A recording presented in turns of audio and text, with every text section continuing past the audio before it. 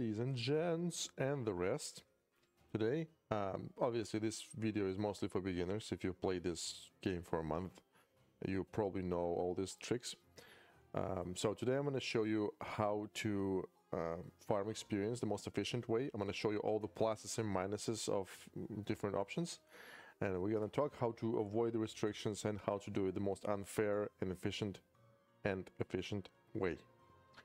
And I will finally be able to link this video every time somebody asks me on stream what is the best way to farm experience. Aren't you guys happy for me? No? Okay. There's obviously two ways to farm experience, PvE and PvP. Let's talk about PvP first, because there's not a lot to say. So every victory in PvP gives you... We'll have to talk about PvE first so you'll understand. Because everybody has the different collection level, and a collection level determines how much experience you're going to be getting for quests and every activity that gives you experience, we're going to call green quest X. So green quest gives you X experience.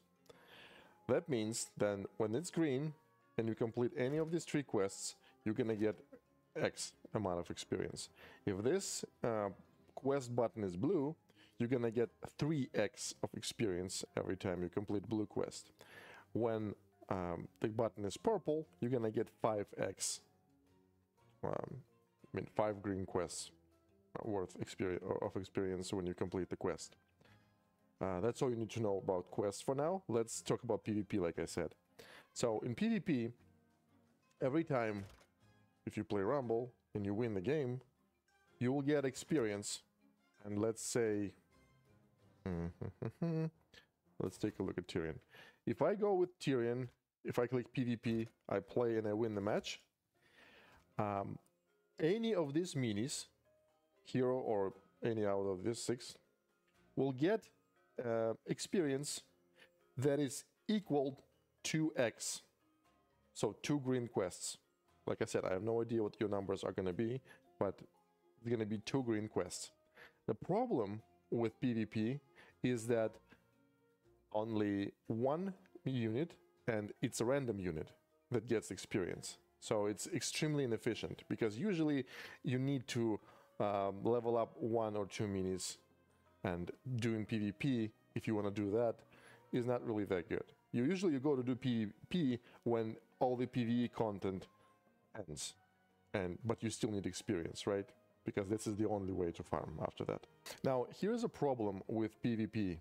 If I start playing with this Tyrion deck, my rating is 1300. At some point, the enemy players are going to be so hard to defeat so that you will stop getting experience constantly, and it will be inefficient, even though it's already inefficient because the experience is given to a random unit, but it's going to be even more inefficient. So the way you farm experience in PvP, if you don't care about ratings, is that you win few games, you lose few games. Win few games, you lose few games. And this is how you farm experience. Obviously, you fill up this deck with units that you need to level up, and that is how you farm experience. But the bad thing about it, like I said, the experience is always given to a random mini, which will take forever to farm, right? And also, before we continue, I would like to show you my most leveled unit, Quillboar. As we know, Quillboar is in every single deck that I use in the PvE, PvP content, everything has Quillboar in this deck. And look at this. It's level 26, it has all the upgrades, and it's right here. My account, by the way, for those who don't know, is 3 months older than the release of the game.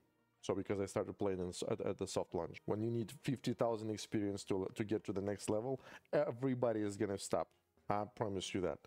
So, I mean, if you want to farm experience and you want to farm out everything, this is how slow you're going to be. I think Blizzard did it on purpose, because if we can max out all our units in like 3 months, what usually happens? Exactly, they increase the cap and we're going to keep farming. So I would rather have some unachievable cap like that After this is going to be 100k, and after 100k is going to be 200k, and then it's going to be max level.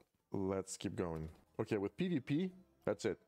Now let's talk about PvE. If I click here, it gives me a three minis that I can give this amount of experience to if I complete the quest. Now, what is the logic? What are these 3 minis? It actually says it right here.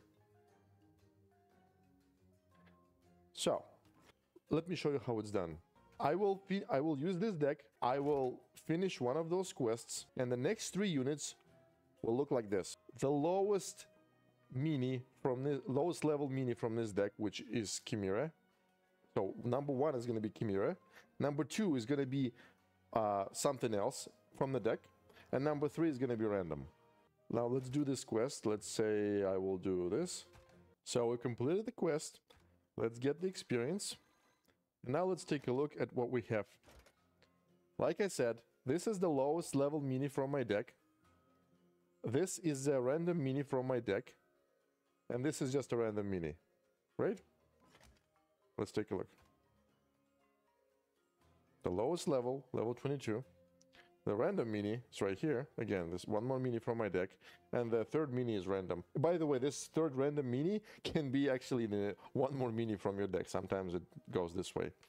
So what does it tell us? That tells us that we can do the quests and always give the experience to one mini, as long as we make this mini the lowest level mini in the deck. Now, these quests are not infinite. You are given 20 quests per day, and they stack up to 300, which means you can completely ignore quests for 2 weeks, and after that you will start losing quests. Okay? So, 20 quests per day. Here is the problem with doing the quests. If you want to level up one mini, the most efficient way to do it is quests, and this mini has to be the lowest level mini in the deck. So that is the first thing that you need to understand, how to target certain minis, because this is pretty much what everybody is trying to do. Now here is a problem with doing quests.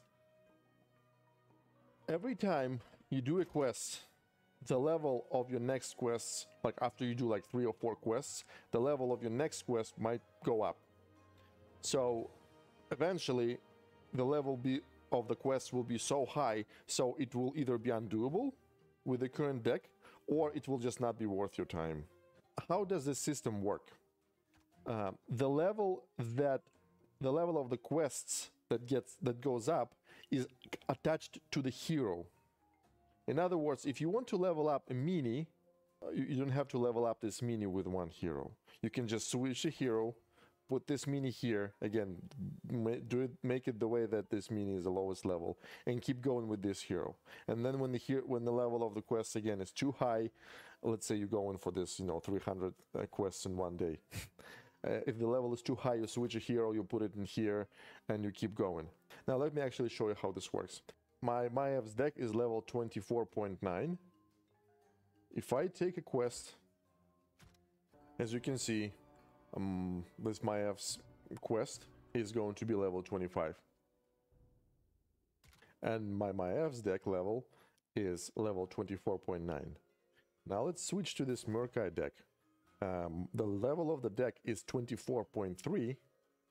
However, we take the same quest, and as you can see, the level of this quest is 26, because I've done like 10 quests on this deck specifically to show you the difference. So the levels, the quests on this deck are going to be much higher level, and they will go up if you keep going, if you keep using Murkai's deck doing quests. Which means, again, if you want to level up this Chimera using only Tyrion's deck, you keep playing, then the level becomes undoable. And what you do the exact same thing that you do in PvP. You start losing games. If you lose few games, the level of the quest will go back down. Obviously, I wouldn't recommend losing games like purposefully sitting on the table losing games. People usually do it when they're in the subway, when they're watching a TV show. On the side, they just click the button, lose, and that's how they lose games usually. Then it goes down and you keep farming it again. That trick allows you to level up heroes. Because if you let's say I want to level up Tyrion, as soon as the level of quests becomes undoable, I cannot just switch to this deck and farm Tyrion, right? No, I have to stay as a Tyrion because he's a hero, right? So that trick helps us to avoid this restriction, which can in a pretty much, if you have enough patience, you can farm all 300 quests using this Tyrion. This Tyrion is like is level 23, but if we make him the lowest guy in this deck, he's gonna get all the experience, right? So that is the idea. Now, in one sentence, there is two ways to farm experience in this game: PvP and PvE. As you can see, PvE is the best way to farm because you can target things. The unit with the lowest level in the deck, the lowest level that is shown here, not the level without upgrades, will be the targeted unit.